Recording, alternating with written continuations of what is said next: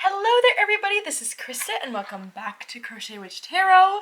Today we are doing the brand new tag put out by Kelly Bear here on YouTube, and it is the Tarot Winter Wardrobe. I was so excited to see this tag. I think it's just such a fun idea.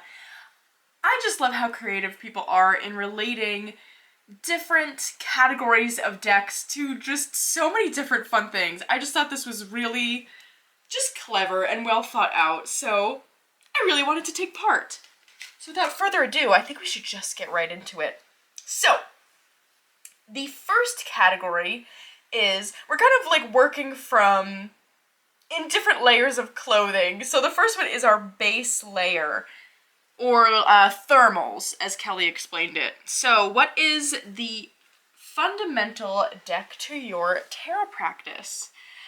And no, I don't think I worded that right. I definitely did not. Hold on. We are moving quickly right now in my brain. I should say, I do think that Kelly kept her selections to tarot, so I'm going to do the same today. So the base layer is which deck was fundamental to sort of learning your tarot practice. That's how I took it. So, the deck I have today is not my first tarot deck. My first tarot deck ever was the Cat Tarot, which in its own way was very fundamental to my tarot practice because that's what got me reading tarot and learning tarot. But that deck does not really relate to how I read tarot today, I guess you could say. It's not actually one I really use much anymore, just because it goes in a direction that I don't really relate to anymore. So the tarot deck that is fundamental to how my practice looks today is definitely my Northern Animal Tarot. So this was a deck I had very early on in learning tarot, or a deck I purchased early on into learning tarot, I should say. And this is the deck I know got me leaning into tarot more so the way my practice looks today. This is the deck that got me really into working with animal energies, this kind of woodland, forest energy. My light is too bright, right? Yes, there we go. This is just really what kicked that off for me, and even starting to read the cards and not necessarily just looking at the titles of the tarot, but at the pictures of each deck. This is what really started that off for me, is starting to not just look at the classic tarot meetings, but gleaning what I wanted to from the images portrayed, which very much is how I read now. I really like to lean pretty heavily into the images. I just think it's so cool how each tarot deck speaks in its own way through the artwork, really. I think that's where we really get kind of the voice of the different creators. And this is definitely the deck that just really started that practice for me, and started many practices for me, I guess you could say.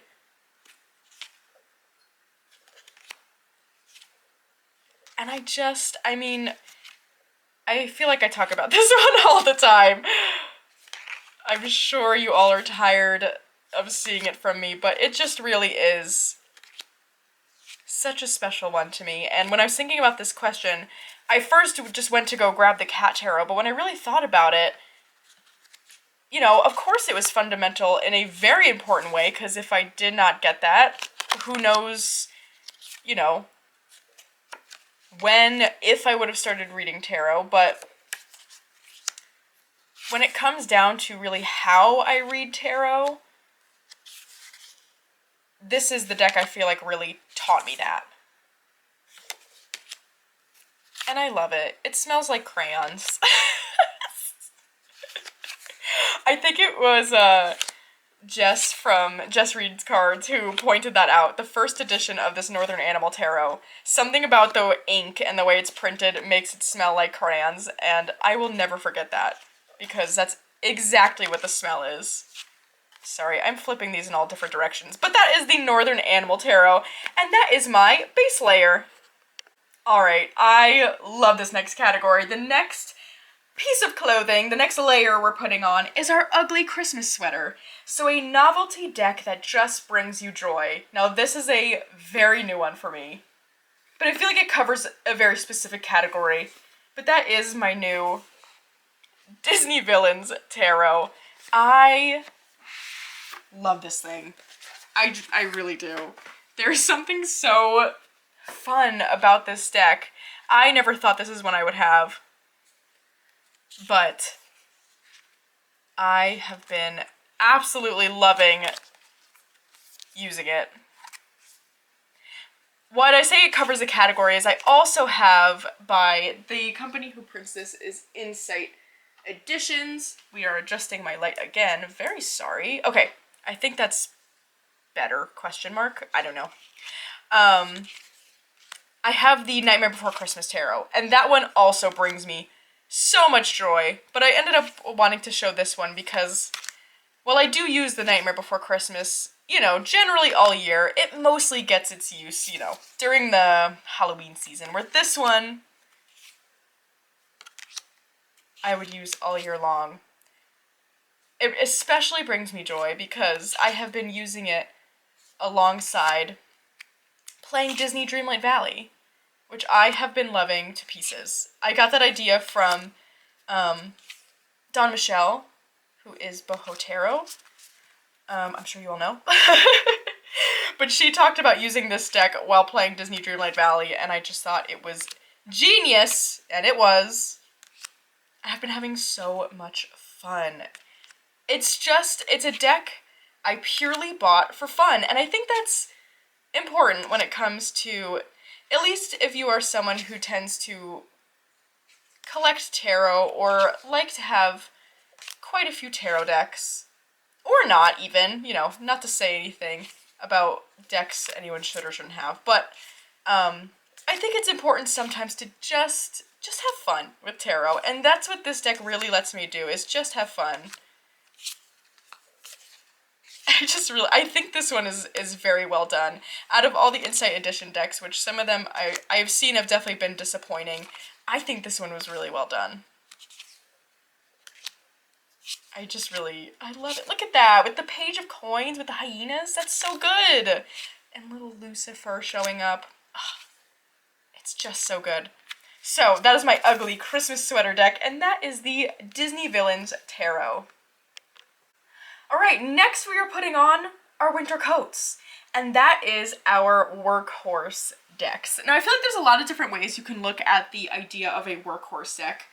The one I went with is the deck I pull out most often for myself. Now this was definitely an interesting one to think about because I am a collector of sorts of decks. I have quite a few tarot decks.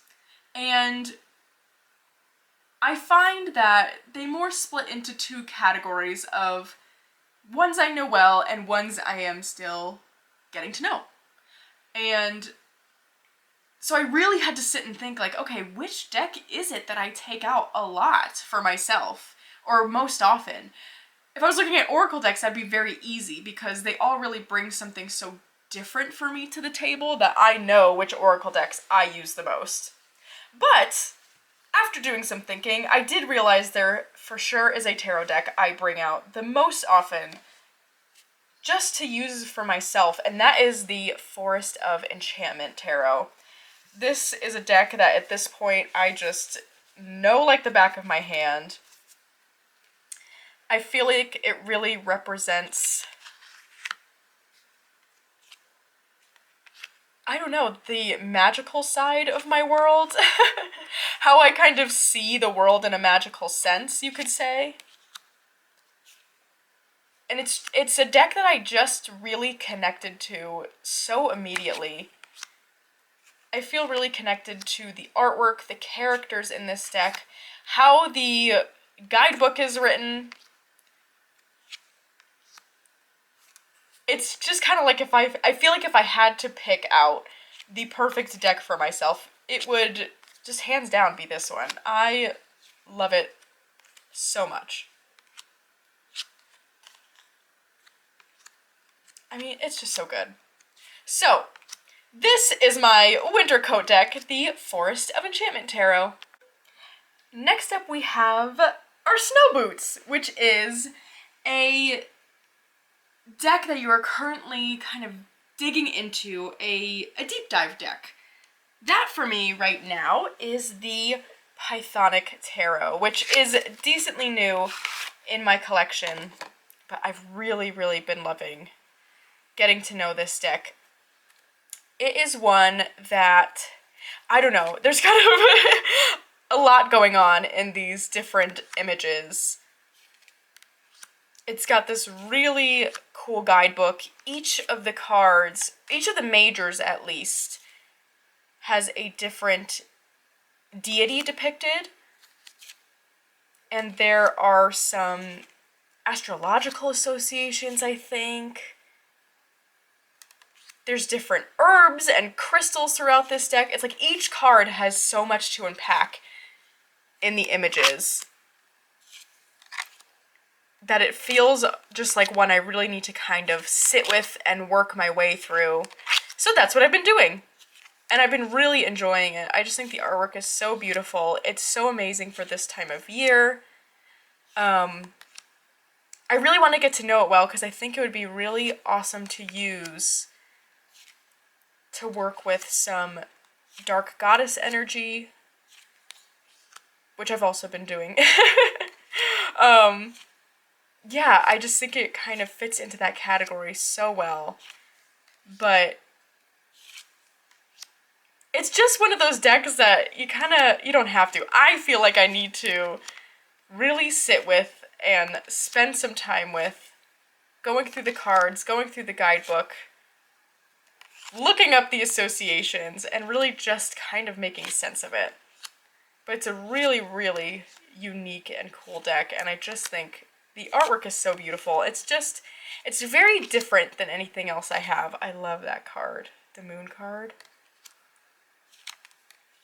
I've really been liking getting to know this deck. I don't even feel like I'm halfway there with it, but it's one of those that I feel like getting to know it well has been so worth it and will be so worth it, because I think it's one that I'm going to be able to use in a really, really fulfilling kind of way for a long time. Oop. I am holding the cards so oddly right now. I don't know why I'm not like sitting directly in front of the cards. I decided to sit to the side, so that's what we're doing. I don't know. But that is the Pythonic Tarot, and that is my Snow Boots deck.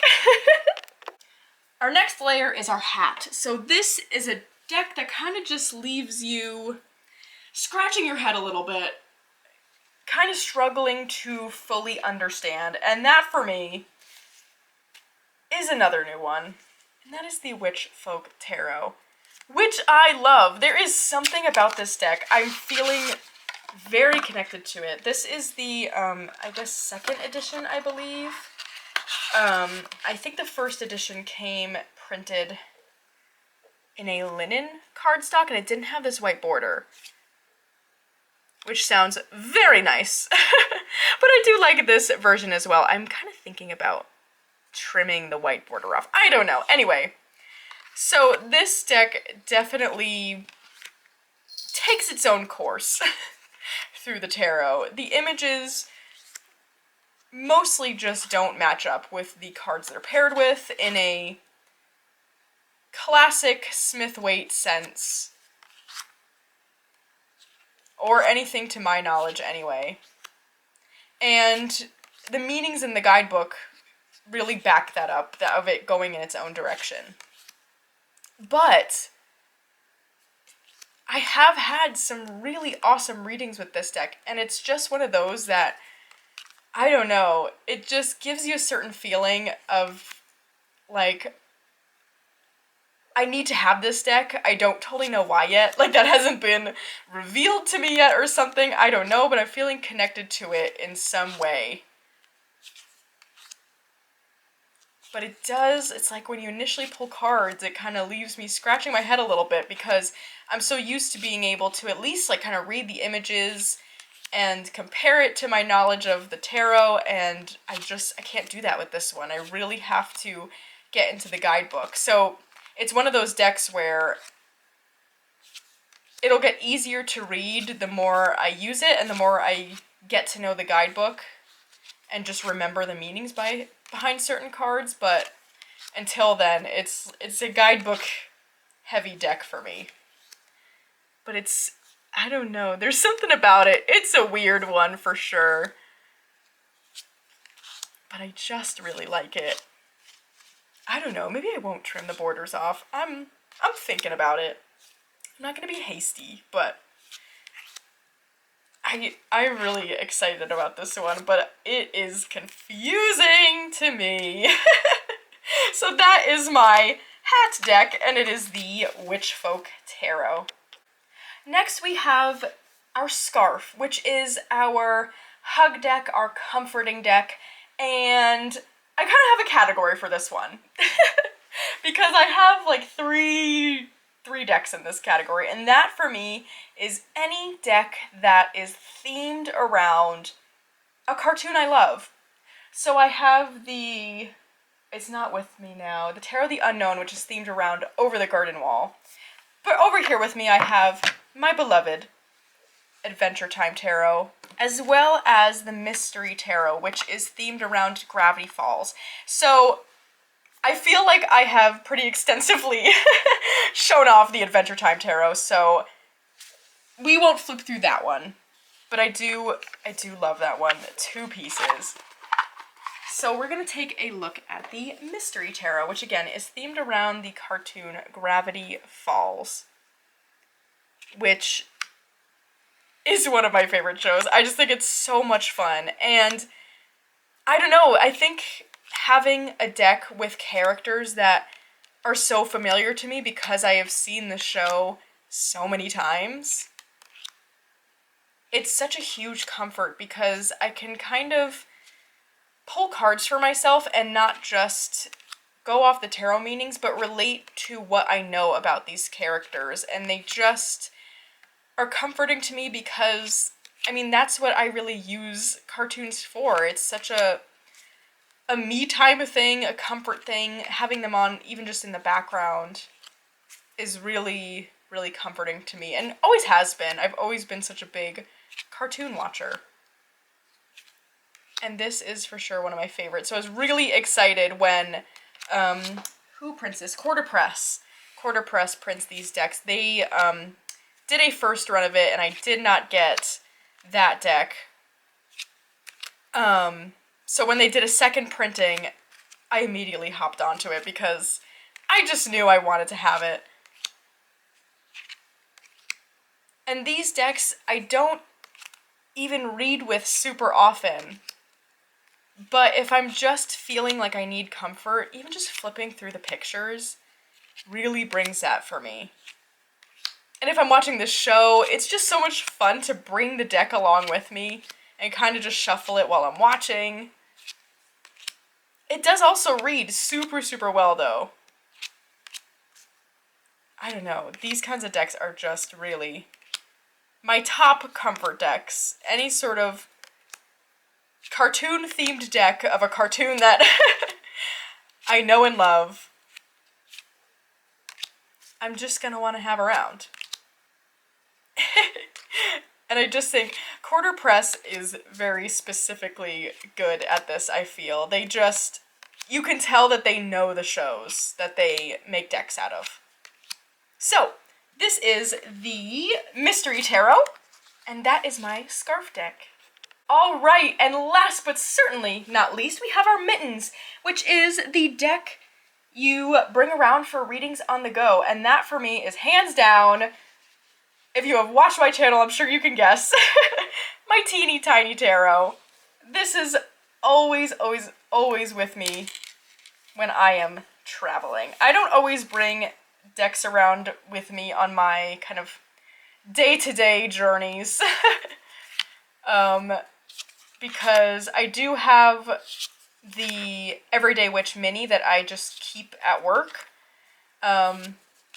So, I don't know, I'm just not really ever in a situation where I would be reading tarot outside of my house, I guess, so I don't really bring decks with me all the time. So when I travel, that's really when something is getting the chance to kind of just go in my bag and come along with me, and it's always this one. It's such a straightforward reader for me, too. I mean, again, it's good for that mini size.